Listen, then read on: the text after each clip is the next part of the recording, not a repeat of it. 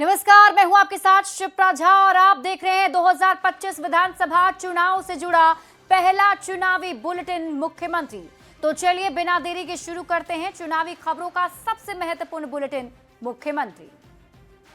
लालटेन वालों ने जंगल राज दिया, अब हम लोग कभी उसके साथ नहीं जा सकते हैं।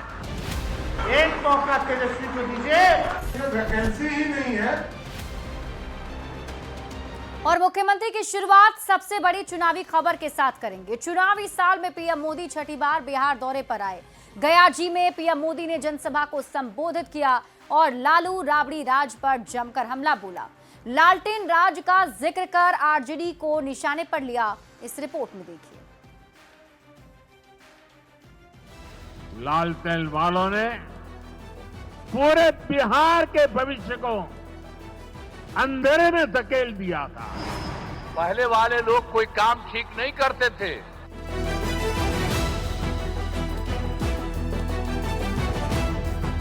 बिहार में एनडीए खासकर भारतीय जनता पार्टी लालू के अतीत की राजनीति कर रही है। कभी लालटेन राज तो कभी जंगल राज के जरिए लालू राबड़ी की सरकार पर निशाना साधने का मौका न तो प्रधानमंत्री नरेंद्र मोदी छोड़ते हैं और न ही मुख्यमंत्री नीतीश कुमार। शुक्रवार को चुनावी साल में पीएम मोदी छठी बार बिहार पहुंचे। मगध की धरती से लगभग 13,000 करोड़ की सौगात दी और गयाजी में जनसभा को संबोधित करते हुए पीएम ने लालटेन युग की याद दिलाते हुए लालू प्रसाद पर निशाना साधा। लालटेन वालों ने पूरे बिहार के भविष्य को अंधेरे में धकेल दिया था।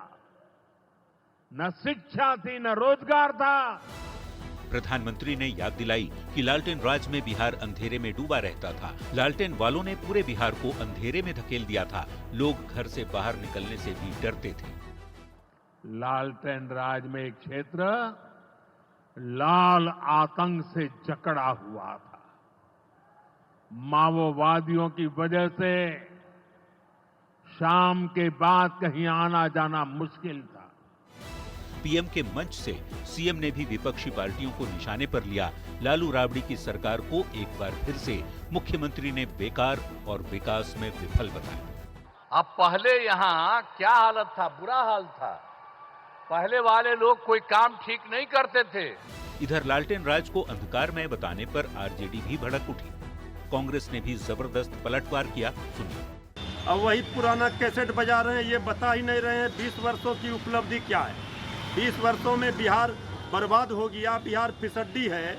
साल 2005 से पहले लालू राबड़ी की सरकार में अपराध, भ्रष्टाचार, पलायन और बेरोजगारी के दौर की याद पीएम और सीएम दोनों ही दिला रहे हैं। इधर विपक्ष एनडीए सरकार से 20 साल का हिसाब मांग रहा है। वार पलटवार की सियासत के बीच देखना होगा बिहार की जनता इस बार किस पर भरोसा जताती है।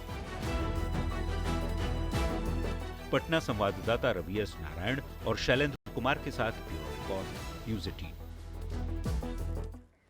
और मुख्यमंत्री में बढ़ते हैं अगली खबर की ओर। प्रधानमंत्री मोदी ने 130वें संविधान संशोधन विधेयक का विरोध करने को लेकर भी विपक्ष पर निशाना साधा है।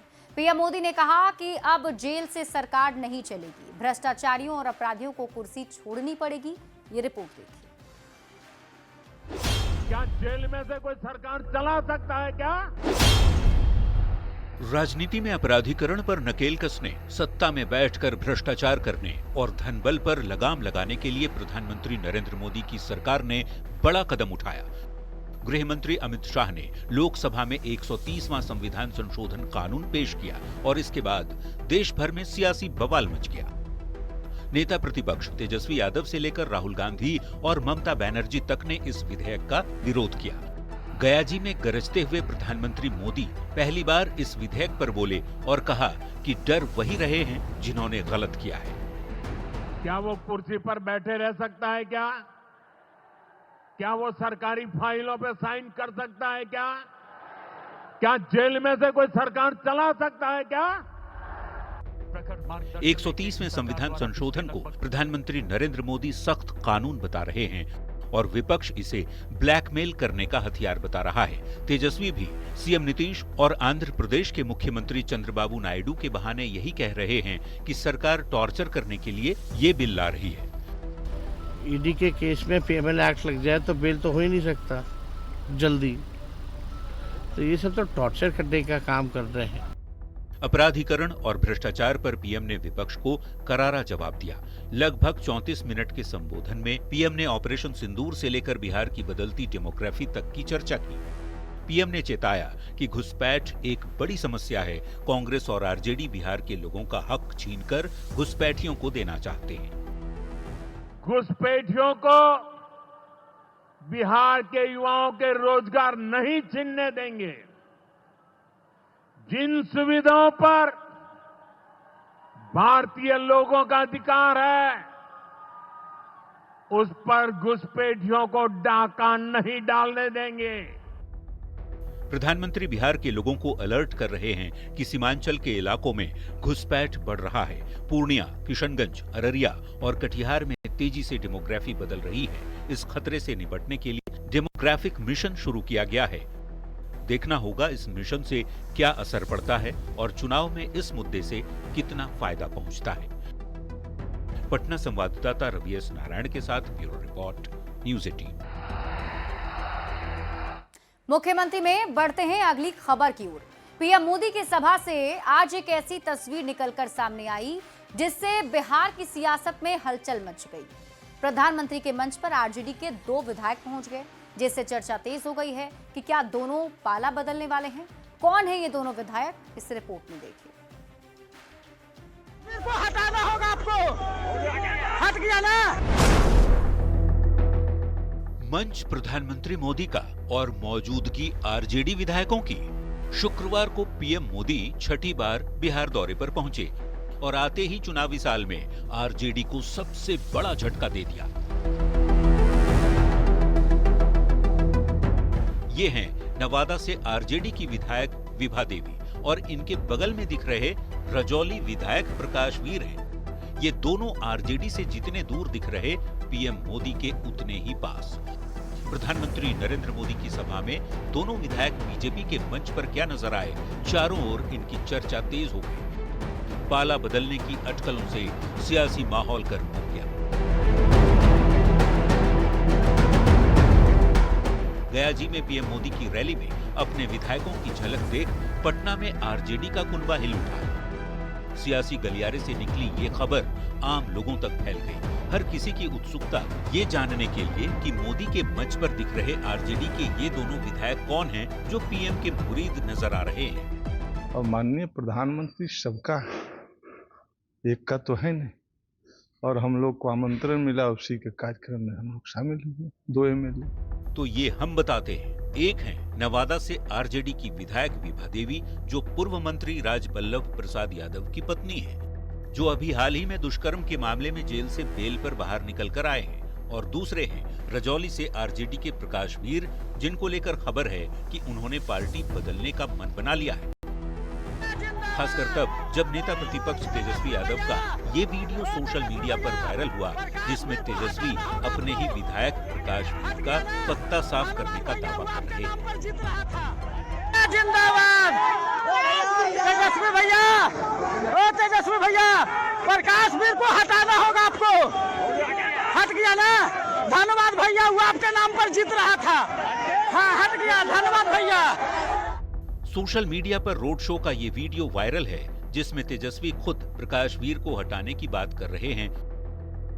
और अब ये दूसरी तस्वीर पीएम मोदी के मंच से आ गई है, जिससे ये अंदाजा लगाया जा रहा है कि चुनावी साल में बिहार की राजनीति में पाला बदलने का खेल शुरू हो गया है। देखना होगा इस खेल में कौन पास होता है और कौन फेल, किसे टिकट मिलता है और निराशा किसके हाथ लगती है। नवादा संवाददाता अनिल विशाल और पटना संवाददाता रवि एस नारायण के साथ ब्यूरो रिपोर्ट, न्यूज़ 18। और मुख्यमंत्री में अब आपको सुनाते हैं बयान बवाली, यानी ऐसा बयान जिस पर बवाल मच गया है। पूर्व सीएम लालू प्रसाद के बड़े बेटे तेज प्रताप यादव ने एक बार फिर से बड़ा सियासी बम फोड़ा है। तेज प्रताप ने 5 जय चंदों पर षड्यंत्र रचकर उनका राजनीतिक करियर खत्म करने का आरोप लगाया। इस रिपोर्ट में देखिए। घटिया मानसिकता के जो लोग हैं, पूरी बिहार की जनता भी देखेगी और पूरे देश की जनता देखेगी इनको। तेज प्रताप यादव बिहार के पूर्व मुख्यमंत्री लालू प्रसाद के बड़े बेटे और तेजस्वी यादव के बड़े भाई। चुनावी साल में तेज प्रताप यादव और तेज प्रताप यादव के बयान दोनों सुर्खियों में। गुरुवार की रात तेज प्रताप यादव ने एक और सियासी बम फोड़ा और सोशल मीडिया पर लिखा कि 5 परिवार ने मेरे करियर पर दाग लगाया, मेरी राजनीति को बर्बाद किया। सभी का फोटो और नाम के साथ खुलासा करूंगा, इन सभी की पूरी कुंडली का खुलासा करूंगा। पटना छोड़ के जो भागने वाला है, जो जयचंद है, यही 5 परिवार था जो पटना छोड़ के भागने वाला था। इसका मैं नाम लूंगा कल, नाम के साथ और फोटो के साथ मैं बताऊंगा। यही 5 परिवार है जो पटना छोड़ के भागने वाला था। अपने पिता लालू प्रसाद की पार्टी आरजेडी से निकाले जाने के बाद हसनपुर विधायक तेज प्रताप यादव बार बार जयचंदों का जिक्र कर रहे हैं। अपने पोस्ट में भी तेज प्रताप ने लिखा कि पटना से दिल्ली तक इन लोगों का गैंग है, इन लोगों ने मेरी जिंदगी को तहस नहस कर दिया है। कुछ जयचंदों ने मेरी जिंदगी तबाह की, इन लोगों को मेरी खुशी बर्दाश्त नहीं हुई, मेरे खिलाफ बड़ी साजिश की गई। मैंने सबको आगाह किया था कि ऐसे लोगों से बचना चाहिए, हर एक लोगों को, और खासकर ये 5 परिवार को तो हम पर्दाफाश करके रहेंगे। ये लोग कैरियर को मेरा दाग लगाने का काम किया है, मेरे पॉलिटिक्स को ये लोग रोकने का काम किया है। तेज प्रताप सरेआम जयचंदों का खुलासा करने का दम्भ भर रहे हैं। ये कह रहे हैं कि मैं कोर्ट भी जाऊंगा और केस भी करूंगा। ये 5 परिवार पटना छोड़कर भागने वाले थे, लेकिन मेरे डर की वजह से नहीं भाग पाए। तेज प्रताप ने पूरी भूमिका बांध रखी है, लेकिन अब तक किसी के नाम का खुलासा नहीं किया है। लिहाजा हर किसी की नजर तेज प्रताप की अगली चाल पर है कि तेज प्रताप आगे क्या कदम उठाते हैं। Bureau report, news 18। और मुख्यमंत्री में अब आपको दिखाते हैं चुनावी वायरल, यानी ऐसी तस्वीर जो चुनावी मौसम में वायरल हो रही है। प्रधानमंत्री नरेंद्र मोदी की जनसभा से एक ऐसी तस्वीर सामने आई जो काफी चर्चा में है। पीएम के कार्यक्रम में आज एक जबरा फैन भी पहुंचा, जिसने खुद को हनुमान बताया और पीएम मोदी को राम। ये रिपोर्ट देखिए। अब मैं उनको चंदन बंदन अभिनंदन करता हूं। ये है पीएम मोदी की दीवानगी, प्रधानमंत्री नरेंद्र मोदी से मिलने का जुनून। बेगूसराय में भारी बारिश के बीच भगवान हनुमान का रूप धारण कर ये समर्थक प्रधानमंत्री मोदी का दर्शन करने पहुंचा। ये शख्स खुद को पीएम मोदी का सबसे बड़ा प्रशंसक मानता है। ये खुद को हनुमान बताते हैं और पीएम मोदी को राम। ये मेरा 158वां दर्शन है मेरे श्री राम रूपी माननीय प्रधानमंत्री नरेंद्र दामोदर दास मोदी जी की। जहाँ जहाँ भारत में सभा होता है, मैं इसी रूप में दर्शन के लिए आ जाता हूँ। शुक्रवार को प्रधानमंत्री नरेंद्र मोदी ने बेगूसराय को बड़ी सौगात दी। औटा सिमरिया 6 लेन पुल का उद्घाटन किया। इसी कार्यक्रम में पीएम मोदी का ये जबरा फैन बजरंग बली की वेशभूषा में पहुंचा। इस शख्स ने अपने अनोखे अंदाज से हर किसी का ध्यान अपनी ओर खींचा। एक हाथ में हनुमान जी की गदा, दूसरे हाथ में ऑपरेशन सिंदूर का कटआउट, गले में पीएम मोदी की तस्वीर और सिर पर भारतीय जनता पार्टी का चुनाव चिन्ह कमल। ये सब क्यों रखे हैं? ये ऑपरेशन सिंदूर है, इसी से तो सब सहमत हैं, हमारे डरते हैं। और ये जो है ऑपरेशन सिंदूर के तहत जो है पाकिस्तान को धज्जे उड़ा दिया गया है। पीएम मोदी के कार्यक्रम स्थल से भी कई खूबसूरत तस्वीरें सामने आई। औटा सिमरिया 6 लेन पुल पर पीएम मोदी से नीतीश कुमार का हाथ थामे नजर आए और बड़ी संख्या में महिलाएं पारंपरिक परिधान में झिझिया गीत पर थिरकती नजर आई। कई और भी महिलाएं हाथों में तिरंगा लेकर पीएम मोदी का अभिवादन करती नजर आईं।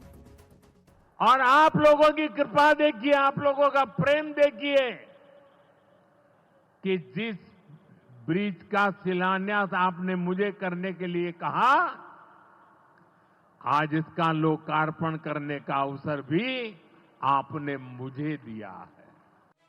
आसमान से भी बारिश और सौगातों की भी बारिश, इन दोनों तस्वीरों ने लोगों का दिल जीत लिया। मूसलाधार बारिश के बावजूद पीएम मोदी को चाहने वालों ने एक कदम पीछे नहीं बढ़ाया और वे प्रधानमंत्री की एक झलक पाने के लिए डटे रहे। बेगूसराय से न्यूज़ 18 संवाददाता आनंद अमृतराज के साथ ब्यूरो रिपोर्ट।